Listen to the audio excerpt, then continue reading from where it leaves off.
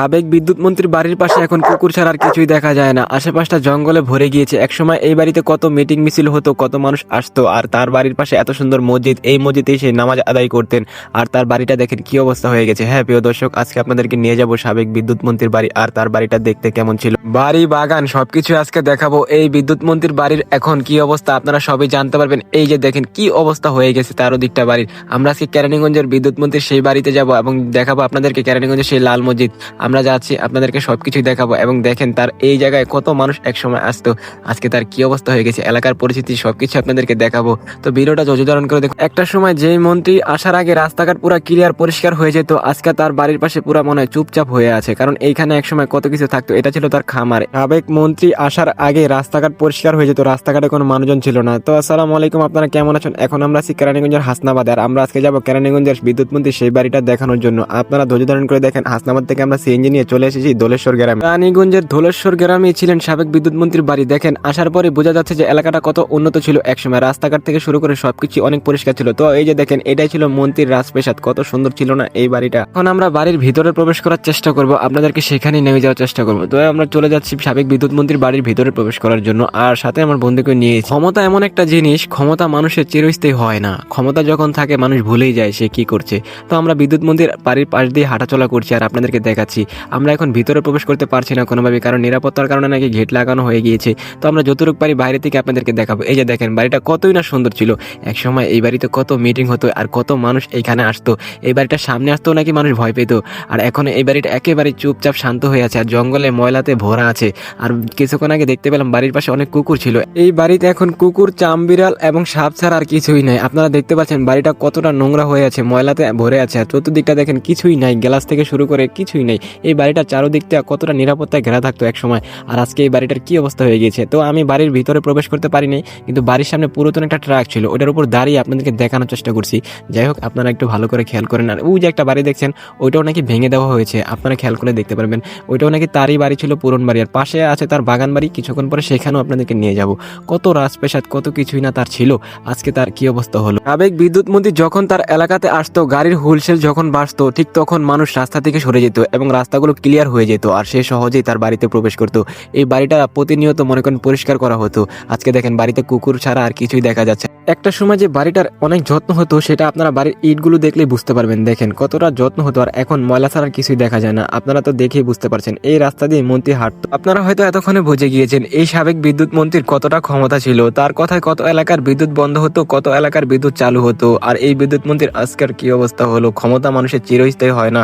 এখন আমরা চলে আসি মন্ত্রীর বাগানে, আর এই বাগানটা এতটাই বড়, আপনারা যদি সকালে এসে 1 ঘন্টা পুরা করেন তাও শেষ করতে পারবেন না।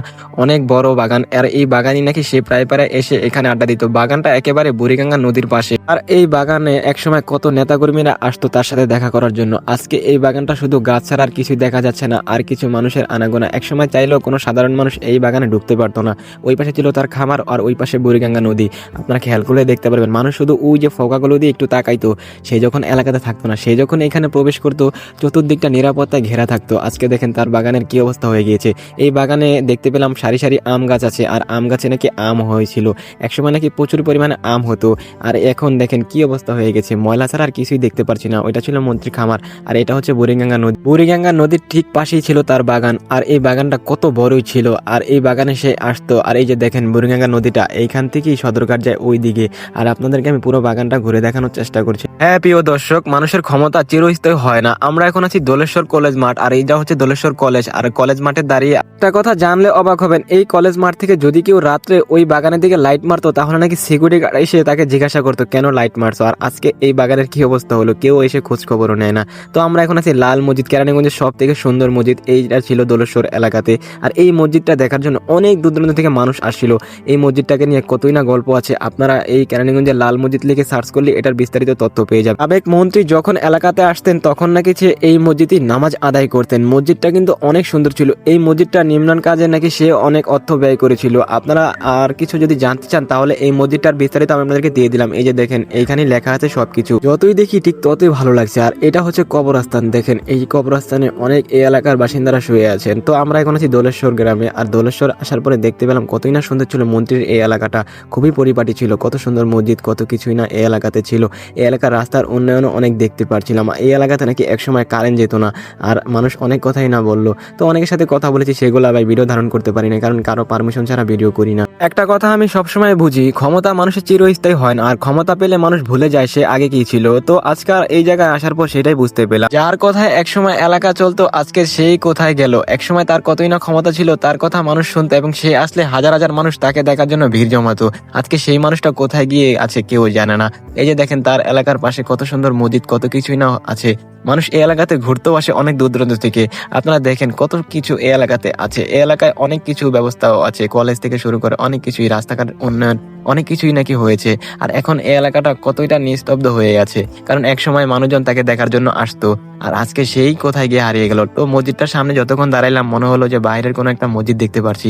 মসজিদটা বেশ সুন্দর ছিল। তো আমি এখানে অনেকক্ষণ ছিলাম, মুসলিরা নামাজ পড়ে বের হচ্ছে। আমি যেই দিন ওই এলাকাতে গিয়েছিলাম অনেক বৃষ্টি এবং কি রাস্তাঘাটে কাদা ছিল, তো আমি ফুল প্যান্ট পরে যেতে পারিনি, শর্ট প্যান্ট পরে গিয়েছি। তা না হলে আমি কিন্তু সেই সময় নামাজ আদায় করতাম। তো সেই সময় জোহরের নামাজ হচ্ছিল, মুসলিরা নামাজ পড়ে বের হচ্ছিল, নিজের থেকেও খারাপ লাগলো, কারণ আমি নামাজ আদায় করতে পারলাম না জামাতের সাথে। তো আমি এখন মসজিদের ওই পাশ থেকে বের হয়ে যাবো, আপনাদেরকে আরো কিছু দেখাবো। আর দেখেন বৃষ্টি এখনো কিন্তু হচ্ছে, আমি ভিজে ভিজে আপনাদের জন্য ভিডিও তৈরি করেছি। আপনারা যদি কেউ এই মসজিদ দেখার জন্য আসতে চান তাহলে চলে আসবেন দোলেশ্বর হানাফিয়া জামে মসজিদ কেরানীগঞ্জ। তো চলুন আমরা এখন আরো কিছু আপনাদেরকে দেখাই এলাকার। প্রিয় দর্শক, মন্ত্রী যখন এইখানে ঈদের নামাজ আদায় করতেন আর তার ঈদের নামাজ শেষ হওয়ার পরে এত নেতাকর্মীরা আসতো তাকে ফুল দেওয়ার জন্য, সেটা দেখতে মানুষ ভিড় জমাতো। তো দেখেন এলাকার এখন কি পরিস্থিতি। তো আজকে অনেক পরিমাণে বৃষ্টি হচ্ছিল, বৃষ্টিতে কিন্তু ভিজে গিয়েছিলাম। আর এই এলাকার সব থেকে বড় লোক নাকি এই ব্যক্তি ছিল আউয়াল সাহেব, তাকে নাকি অনেকেই চিনেন। আর দোলেশ্বরের যারা এই ভিডিওটি দেখছেন তারাই বলতে পারবেন তার বিষয়ে। তো আমি এই বিষয়টা তেমন ভালো জানি না, তো তার বিষয়ে বললাম না। সেও নাকি অনেক টাকা পয়সার মালিক ছিল। তার বাড়ির পাশে এখন দাঁড়িয়ে আছি, এত পরিমাণে বৃষ্টি হচ্ছে, আমরা বৃষ্টি অনেক পরিমাণে হচ্ছে। তো আমরা এখন আউয়াল সাহেবের বাড়ির সামনে দাঁড়িয়ে আছি, আর বাড়িটার দিকে তাকাইতেছি। বাড়িটার দাম কত কোটি টাকা হতে পারে আপনারাই কিন্তু কমেন্ট করে বলবেন। যারা এই দোলেশ্বরের বাসিন্দা আছেন, যদি আমার ভিডিওটি দেখে থাকেন আপনারা অবশ্যই কমেন্ট করবেন। তো আর ওকে কে কে চেনেন একটু বলে যাবেন। আজকের সম্পূর্ণ ভিডিওতে ও আমাকে হেল্প করেছে, ওকে ধন্যবাদ। আর শাসনে এলাকা চলতো, আজকে সে কোথায় গেল। এলাকা ঠিক আগের মতনই আছে, কিন্তু সেই মানুষটা নেই। এই মানুষটার কথাই না কত মানুষ শুনতো। সে যখন এলাকাতে আসতো মানুষ তাকে দেখার জন্য ভিড় জমাতো। তো তার কথা আর কি বলবো ভাই, সে ছিল সাবেক বিদ্যুৎ মন্ত্রী। দেখেন তার বাগানটা এতটাই বড় ছিল ভাই, এই বাগানের কথা যত বলবো ততই না বলতেই থাকবো। তার বাড়িটা কতটা পরিপাটি ছিল, এই বাড়িতে কত কোটি টাকার জিনিসপত্র ছিল, বাড়িটা দেখশন করার জন্য কত লোক ছিল এবং তাকে পাহারা দেওয়ার জন্য কত নিরাপত্তা বাহিনীরাও ছিল। আজকে তার কি অবস্থা হলো, এই মসজিদেই সে নামাজ আদায় করতেন। আর দেখেন মসজিদটাও না কত সুন্দর ছিল। তো আজকে এখানে আসার পর বাস্তব কিছু চিত্র নিজের চোখেই দেখতে পেলাম, যে মানুষের ক্ষমতা কোথা থেকে কোথায় মানুষকে নিয়ে যেতে পারে। ক্ষমতা সবসময় মানুষের থাকে না। তার কথা একসময় এলাকার অনেক বিদ্যুৎ বন্ধ হয়ে যেত এবং কত এলাকা নতুন বিদ্যুৎও পেত। তার এই রাজপ্রাসাদ বাড়ির সামনে কি অবস্থা হয়ে আছে আপনারা খেয়াল করে দেখেন। এই যে দেখেন তার বাড়ির পাশে ময়লা পড়ে আছে, কত ময়লা আবর্জনা জমে আছে। একসময় কোনো একটা পোকামাকড় আসতে মনে হয় ভয় পেত, আমার যতটুকু মনে। এই বাড়ির দেওয়ালের ইটগুলো যদি কথা বলতে পারতো তাহলে না কত কথাই না শেয়ার করতো। এই বাড়িতে কত কিছুই না হতো, কত দূর দূরান্ত থেকে মানুষ আসতো শুধু তাকে এক নজর দেখার জন্য। কত নেতাকর্মীরা এসে এই এলাকাতে ভিড় জমাতো। আজকে শুধু ময়লা ছাড়া আর কিছুই দেখতে পেলাম না। কতদিন হলো এখানে যত্ন নেওয়া হয় না, এখানে প্রতিনিয়ত যত্ন নিত। তো আজকে মন্ত্রীর বাড়ি ঘুরলাম ভাই, এত পরিমাণে বৃষ্টি ছিল আমি অনেক ভিজে গিয়েছি, গাড়িও পাইতেছিলাম না। তো একজনকে পেয়ে গেলাম, তারা ওই গাড়ির মধ্যে বসা ছিল, তাদেরকে চিনিও না। তো সেই গাড়িতে করে এখন চলে যাচ্ছে। যাওয়ার সময় একটা কথা খুব বেশি মনে পড়ছে, ওই রাস্তা দিয়ে কতই না মন্ত্রী চলাফেরা করতো, তার গাড়ি হুইলসেল বাজা মাত্রই মানুষজন সরে যেত। কষ্ট করে কেরানীগঞ্জের ইকুরিয়াতে চলে আসছে, ইকুরিয়া এসে সেখানে দাঁড়িয়ে আছে। রাস্তাঘাটে যে পরিস্থিতি ভাই, আর মনে হয় না সামনে আগাতে পারবো, এত পরিমাণে বৃষ্টি হচ্ছে। আর পানিতে পুরো মনে করেন দেখেন কি অবস্থা হয়ে গিয়েছে। এই চায়ের দোকানটা পুরো তলিয়ে গিয়েছে। তো এখানে আমরা দাঁড়িয়ে আছি, আর এইখান ছাড়া কোনো উপায় ছিল না, কারণ রাস্তার এই পারে নেমেছিলাম, তো সেইখান থেকে অন্যদিকেও যেতে পারছিলাম না, প্রচুর পরিমাণে বৃষ্টি হচ্ছিল। আমি কিন্তু অর্ধেক পুরো ভিজে গিয়েছি, আপনারা আমার চেহারা এবং গেঞ্জি দেখলে বুঝতে পারবেন। এখানে এত পরিমাণে আবর্জনা আপনারা খেয়াল করলে দেখতে পারবেন। হাইওয়ে রোডের পাশে এই অবস্থা হলে কেমন হতে পারে, কি একটা পরিস্থিতি রে ভাই। দেখেন পানিতে পুরো জমে যাচ্ছে, আর রাস্তাঘাটের কি পরিস্থিতি হয়ে আছে, প্রচুর পরিমাণে ময়লা আবর্জনা ছিল এইখানে। আজকের মতন বিদায় নিচ্ছি কেরানীগঞ্জ থেকে। সাবেক বিদ্যুৎ মন্ত্রীর বাড়ি পুরোটা আপনাদেরকে দেখানোর চেষ্টা করি, জানি না কতটুকু ভালো করে দেখাতে পারছি। তখন আপনাদের সাথে ছিলাম আমি রাকিব, আর আপনারা দেখেছিলেন রাকিব ভাই ব্লগ ভিডিও। তো আজকের ভিডিওটা কেমন হয়েছে, সামনে আরো এই ধরনের ভিডিও পেতে আমাদের চ্যানেলটা সাবস্ক্রাইব করবেন, আপনাদের সবার কাছে রিকোয়েস্ট করছি। আর আপনারা কি ধরনের ভিডিও চান সেটাও আমাকে কমেন্ট করে জানাবেন। আপনাদের কমেন্ট দেখে হয়তো সামনের ভিডিও তৈরি করতে পারি। তো আল্লাহ হাফেজ, সবাই ভালো থাকেন, নিজের খেয়াল রাখবেন। সামনে নতুন ভিডিও আসছে, সেই জন্য অপেক্ষা করেন। অবশ্যই চ্যানেলটা সাবস্ক্রাইব করবেন।